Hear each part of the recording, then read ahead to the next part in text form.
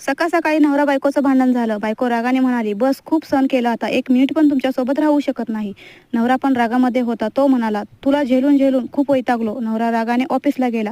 बायकोने आईला फोन केला आणि सांगितलं, सगळं सोडून मुलांना घेऊन मी माहेर येत आहे. आई म्हणाली, सून बनून राहा. तुझी मोठी बहीण नवऱ्यासोबत भांडण करून आली आहे आणि त्याला घेऊन बसले आहे. तू पण तेच नाटक चालू केलं आहे. खबरदार इथं पाऊल ठेवलंस तर. आईने लाल झेंडा दाखवला तेव्हा मुलीचं डोकं ठिकाणी आलं. मुळू रडायला लागली आणि तोंड हातपाय धुतले, फ्रेश झाली आणि नवऱ्यासाठी पसंतीचा नाश्ता बनवला. विचार केला नवऱ्याची माफी मागावी. नवरा घरी आला तेव्हा बायकोने चांगलं स्वागत केलं, जसं सकाळी काही झालंच नाही.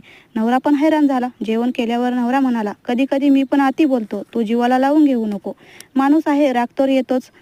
बायको मनातल्या मनात आईचे आभार मानत होती. नाहीतर घाईत घेतलेले निर्णय घर मोडून टाकतात. जर आई वडील आपल्या मुलांचे खरे खोटे या गोष्टीकडे दुर्लक्ष केले तर नाती वाचतात.